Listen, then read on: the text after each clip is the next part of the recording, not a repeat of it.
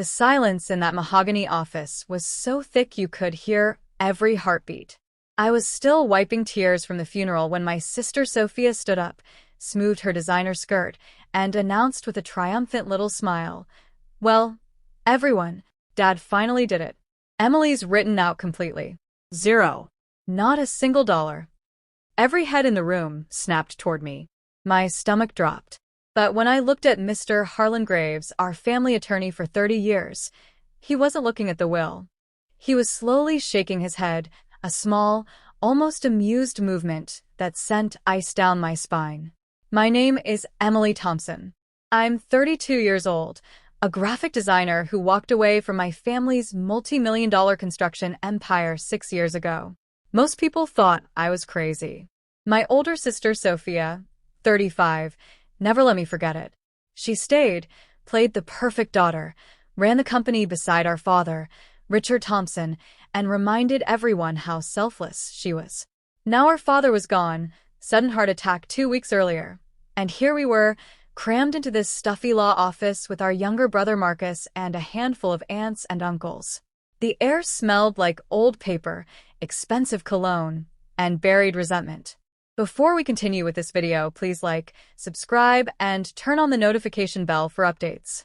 Sophia had been dropping hints for months that I was on thin ice. She'd text the family group chat things like, "Some of us actually stayed to help Dad while others chased their little dreams." She made sure everyone knew I had disappointed him. And honestly, part of me believed her. Dad and I had fought hard 2 years ago. I thought we'd repaired things in the last few months, but maybe I was wrong. Yet the moment Sophia declared I'd been cut out, Mr. Graves kept shaking his head. Not in disappointment, in disagreement. What did he know that she didn't? Why did he look almost relieved? I sat there in my black dress, heart hammering, wondering if the last conversation I had with my father, the one where he actually said he was proud of me, had meant more than I realized. Sophia folded her arms, chin high, waiting for me to crumble. But something in the attorney's eyes told me the real story was about to begin. And none of us, especially my sister, were ready for what was coming. Let me take you back 3 months, to the last time I ever sat across from my father while he was still breathing. It was a rainy Tuesday afternoon. I had driven 2 hours back to our hometown after Dad texted me out of the blue. Lunch. Just us. No Sophia. That alone was strange. For years, every family meeting went through her first. We met at his favorite steakhouse. He looked tired, older than his 68 years. The construction empire had aged him. Long days, bigger stress. But when he hugged me, it felt real. No guarded distance like before. He said, cutting straight to it, "I've been thinking a lot lately about who stayed and who actually built something on their own." I braced myself. This was usually the part where he reminded me I walked away from the family business. Instead, he surprised me. "Sophia's been running things hard," he continued, voice low. "Too hard. Expensive cars, sudden vacations, new investments that don't show up in the books right. I'm not blind, sweetheart." That sentence hit me like a truck. For years, Sophia had painted me as the selfish one. The daughter who abandoned the family. The disappointment. Now Dad was quietly admitting he saw cracks in her perfect image. He reached across the table and squeezed my hand, something he hadn't done since I was a teenager. "I'm proud of the life you built, Emily. You didn't need my name or my money. That takes guts." Tears stung my eyes. After 6 years of sideways comments and family whispers, those words healed something deep inside me. We talked for almost 2 hours. He asked about my design clients, my little apartment, even the guy I'd been seeing. For the first time in forever, it felt like we were father and daughter again, not boss and employee. But as we were leaving, he got serious one last time. "Things might get messy soon," he said. "Just remember, blood doesn't always mean loyalty. I'm fixing some things. Trust me." I didn't fully understand what he meant then. I hugged him goodbye and drove home lighter than I'd felt in years. Fast forward to the funeral. Sophia pulled me aside near the casket, her perfume sharp and expensive. "You really shouldn't have come back," she whispered, smiling for the cameras. "There's nothing here for you anymore." Her eyes had that cold certainty that made my stomach twist. Now, sitting in Mr. Graves' office, watching her stand there so confidently, declaring me written out, I realized Dad's warning wasn't just talk. Something had been very wrong in the family business. And the attorney's slow head shake told me we were about to find out exactly how wrong. Sophia wasn't just confident. She was cocky. She'd already started making plans for the company, plans that didn't include me. I could see it in the way she stood there, shoulders back, like the throne was already hers. Before Mr. Graves could even open the folder, Sophia cut in. "Let's not drag this out," she said, voice smooth as silk. "We all know how this ends. Emily walked away 6 years ago. She made it crystal clear she wanted nothing to do with the family business. Dad respected that. He told me himself last month actually that the company should stay with the ones who actually fought for it." She turned to our aunts and uncles, eyes wide and sincere. "Marcus and I carried Dad through the last rough years. Late nights, tough bids, everything. Emily? She was off designing logos or whatever. So yes, she's written out. It's only fair." A couple of relatives nodded uncomfortably. Marcus shifted in his chair, staring at the floor. My face burned.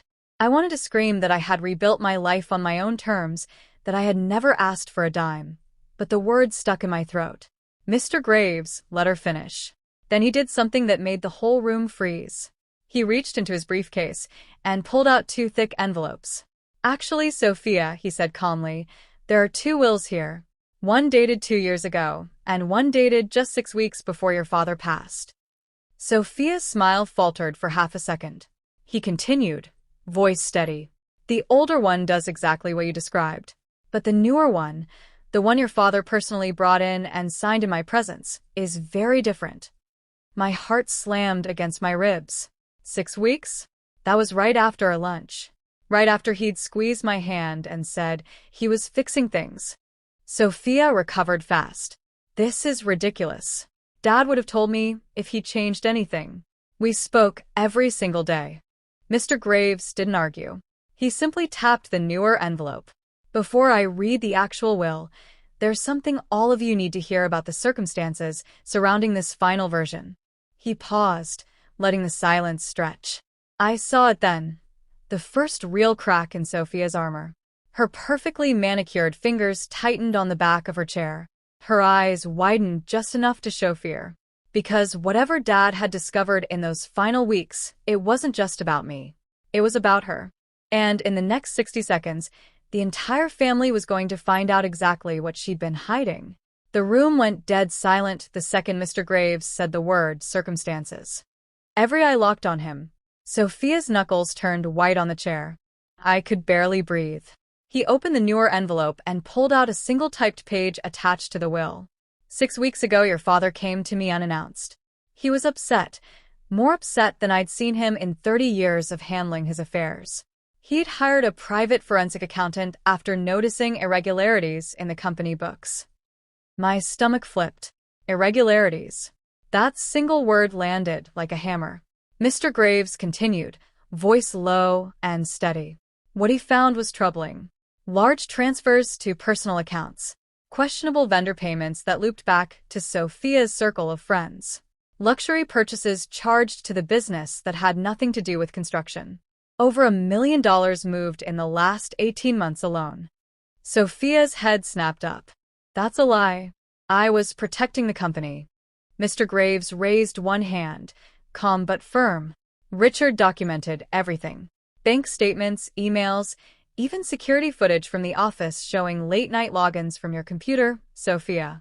He didn't want to believe it at first, but the proof was overwhelming. I felt the air leave the room. Marcus stared at our sister like he was seeing her for the first time. One aunt covered her mouth. The tension was so thick it pressed against my chest. Mr. Graves looked straight at me. Your father told me that afternoon that he was proud of you, Emily. Proud that you built your own life without leaning on the family money. He said he'd made a mistake letting Sophia convince him you were the problem. The truth was, he'd been watching her for months, and he'd finally had enough. Sophia tried to interrupt again, voice cracking. Dad would never. But Mr. Graves was already turning to the will itself. This newer document revokes everything previous. And it includes a personal letter your father wrote to be read aloud. He cleared his throat, adjusted his glasses, and began. To my daughter Emily Thompson, I leave. The words hung in the air. He paused just long enough for my heart to stop. Then he looked up, not at the paper but directly at me, and I knew the next sentence was going to change the rest of my life. Mr. Graves looked up from the paper, his eyes kind but steady, and finished the sentence that had been hanging in the air like a lifeline. To my daughter Emily Thompson, I leave 55% of Thompson Construction, the family home, and the majority of liquid assets, to be held in a protected trust until she chooses how to manage it. She built her own life once. Now she can decide what this legacy becomes. The room exploded in stunned silence, then soft gasps. Sophia's face drained of color. She opened her mouth, but nothing came out. Mr. Graves kept reading. The older will had been formally revoked. Marcus received a protected 30% trust with professional oversight, so he could finish college without pressure. Sophia got 25%, but only if she repaid every questionable transfer and stepped down from any executive role immediately. The forensic report was attached as an exhibit. Everything Dad had discovered was ironclad. No ambiguity, no missing pieces. My father had seen the truth, fixed it quietly, and made sure I would finally be heard. Tears spilled down my cheeks before I could stop them. Not angry tears, not even sad ones. It was pure, bone-deep relief mixed with the sharp ache of finally being chosen. After years of feeling like the outsider, the disappointment, the one who left, Dad had quietly fought for me when I wasn't even in the room. I covered my face and let myself cry the way I hadn't since the funeral. Sophia tried to contest it right there, voice shaking with fury and panic. This is manipulation. I'll fight this in court. But Mr. Graves simply slid the thick folder across the table. You're welcome to try, Sophia. But the documentation is extensive. Judges don't look kindly on embezzlement in family businesses. 3 months later, the dust had settled. Sophia was forced to sell her flashy car to start repayments. Half the family stopped answering her calls. The other half kept an awkward distance. Marcus moved in with me for a while and quietly thanked me for not cutting him out. I hired a professional CEO to run the company day-to-day. I still design logos, but now the empire has my name on it too, on my own terms.